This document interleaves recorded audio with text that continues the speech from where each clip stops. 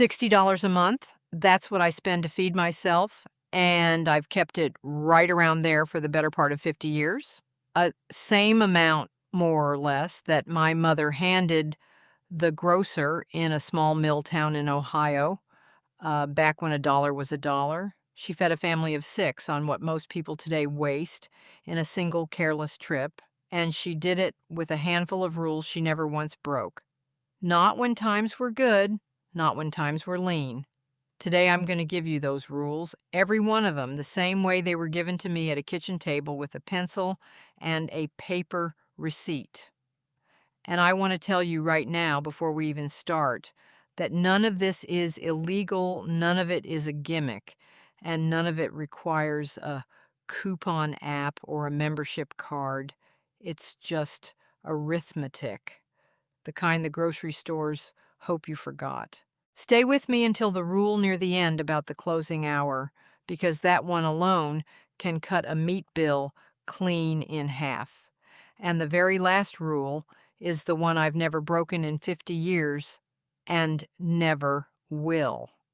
Before we get into it, if you believe the old ways still beat the bright labels, do me a small favor and subscribe, and tap that notification bell so the next one finds you.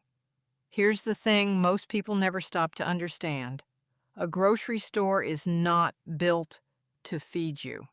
It is built to move product, and every single thing inside it, the lighting, the music, the cold gust of air at the dairy case, the smell of the bakery pump toward the door, is engineered to separate you from more money than you walked in planning to spend. My mother figured that out long before anybody wrote a book about it. She added up a month of receipts one winter and realized she was paying a third more than the family actually ate. So she sat down and made her rules, and the $60 month was born. Let me walk you through them. The first rule, and the one everything else rests on, is that you never shop without a written list, and you never buy a single thing that isn't on it, not one. The list is made at the kitchen table before you ever put your coat on, built around what's already in the cupboard and what's actually on sale that week.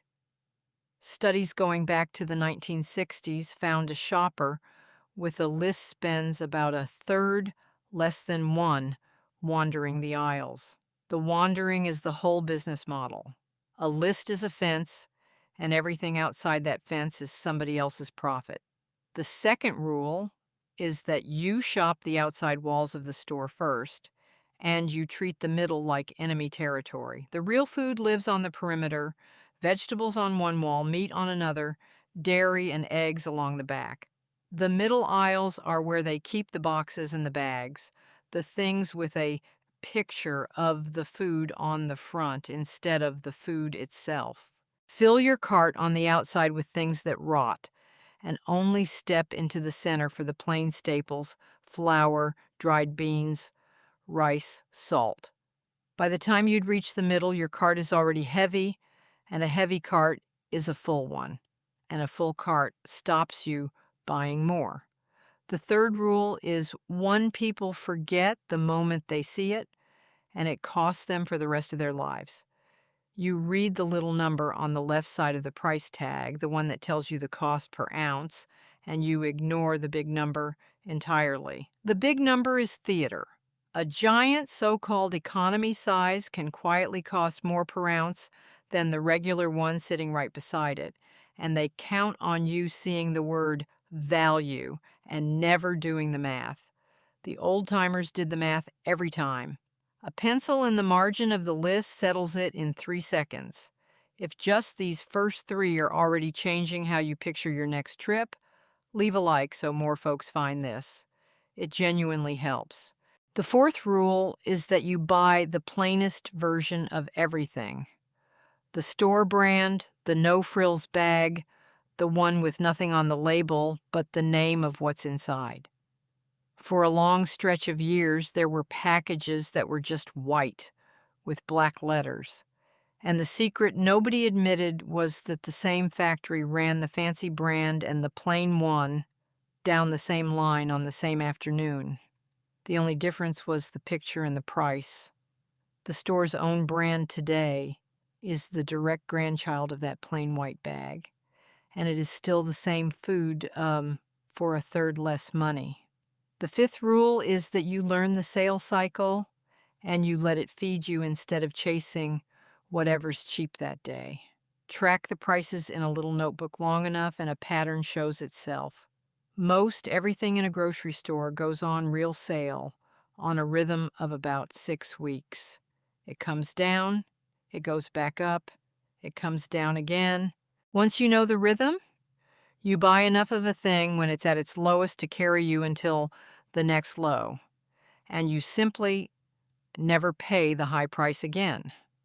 The pantry stays stocked 3 deep, and the bill stops jumping around. The sixth rule follows straight from the fifth, and it's the little notebook itself.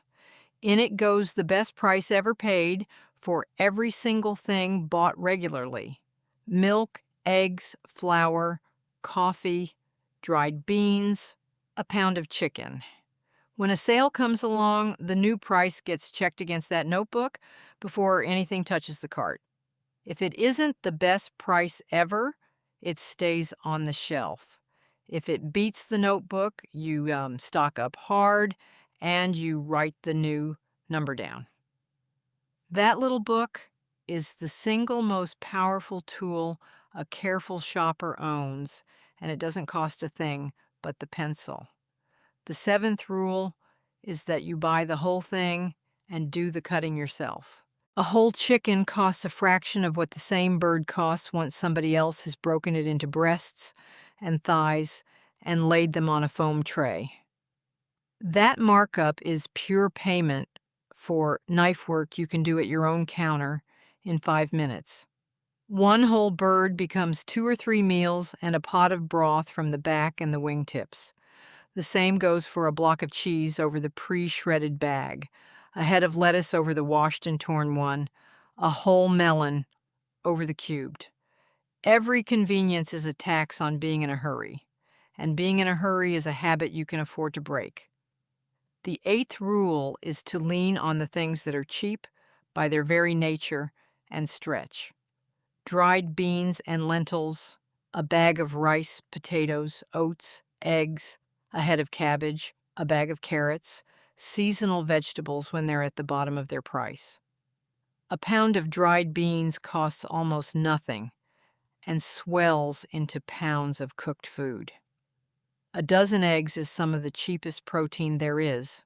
Build the week around these and let meat be a flavoring rather than the center of the plate, the way nearly every poor and thrifty kitchen in history has done it, and the bill shrinks on its own. We're halfway through, so let me stop the list for one honest moment. Every rule I'm giving you is older than the supermarket itself. There was a time you bought butter from a barrel and chicken from a case and flour from a bin, and somewhere along the way the packages got smaller, the prices climbed, and the markup crept into the middle of the store. None of what I do is new. It's just what got forgotten. If this is stirring up a memory of your own mother or grandmother at her kitchen table, keep it in mind for the comments. And if you haven't yet, this is the spot to subscribe and turn that bell on. The ninth rule is that you reach past the front of the shelf. The store stocks oldest in front, newest behind, because they want the older date to leave first. That's fine for them, but you're the one carrying it home, so you take the loaf from behind the front loaf, the milk from the very back of the case, the yogurt 2 rows deep, 5 extra days of life on nearly everything for the price of reaching a little farther. It costs nothing and it saves a whole category of food from going bad before you get to it. The 10th rule is to make friends with the damaged and reduced cart, the one tucked near the back by the swinging doors that they never advertise. A dented can of tomatoes is still tomatoes. A crushed box of pasta is still pasta. A dinged label costs the store nothing and saves you half or better. There's a whole meal's worth of savings sitting on that little cart every week, and most shoppers walk right past it because it isn't lit up and stacked in a pyramid. The 11th rule is to buy your seasonings and spices from the plain bag in the corner of the ethnic aisle instead of the pretty jar in the main spice rack. The very same ground cumin, the same paprika, the same cinnamon sold in a small clear bag for a fraction of the jar's price, often from the very same importer. Only the label and the shelf changed. Buy them that way, keep them in your own jars, and you'll never pay $4 or $5 for a thimble of seasoning again. We're getting to the ones the stores like the least, so if this has earned it, tap that like and stay right here. The best is coming. The 12th rule is the closing hour, and this is the one I promised you. About an hour before a store shuts its doors, somebody's job is to mark down everything that won't survive the night. The bread, the deli, the prepared foods, the rotisserie chicken still turning under the warmer. It's going in the bin if it doesn't sell, so the last markdowns are deep, half off, sometimes far more. Learn what time your store closes, show up near the end, and be pleasant about it. Do it every week, and the person doing the marking starts to know your face and starts to set things aside. A meat bill can be cut clean in half this way, and the store would much rather you never learned it. The 13th rule is to catch the meat the moment it's marked down in the morning too, not just at night. The early shift pulls everything within a day of its date and puts the colored stickers on, a third off, sometimes half. Get there early, buy up the ground meat and the pork shoulder and the chicken while the stickers are fresh, and take it straight home to the freezer. Bought at the markdown and frozen the same afternoon, that meat lasts for months and you simply stop paying full price for it ever again. The 14th rule is that the freezer is your bank and you keep it full. An empty freezer runs harder and does nothing for you. A full one holds the lost leader sales, the marked down meat, the extra loaf of bread, the soup you made too much of. When something you use is at its rock bottom price, you buy deep and you freeze it, and the freezer quietly carries you from one sale to the next. Cook once and eat 3 times. A big pot of beans or soup or a whole roasted chicken becomes a week of lunches instead of one dinner and a fistful of takeaway money gone. The 15th rule is to keep the scraps, because the last of the food is where the free food hides. Every bone, every chicken back, every onion end and carrot peel and celery bottom goes into a bag in the freezer, and when the bag is full, it becomes a pot of broth richer than anything sold in a carton. The bones you already paid for once become a second meal for nothing. A family throws away enough good scraps in a year to make gallons of stock, and stock is the base of half the cheap meals worth eating. The 16th rule is to cook from the plainest ingredients and let your own 2 hands add the value the factory would have charged you for. A bag of flour, some yeast, a little salt, and time makes bread for pennies a loaf. Oats make breakfast for weeks out of one cheap sack. Dried beans and rice and a few vegetables make a dozen different suppers. The moment you stop buying the meal already assembled and start buying the plain parts, the bill falls through the floor because you're paying for food again instead of for someone else's labor and a printed box. And the last rule, the one I've never broken in 50 years and never will, is the one that ties every other rule together. You watch the money go out the same way you watch it come in. You keep the receipt. You glance at the total. You notice when a price creeps up. You keep that little notebook honest. The stores are betting on the opposite. They're betting you'll stop paying attention, because a shopper who isn't watching is a shopper who spends whatever the shelf tells her to.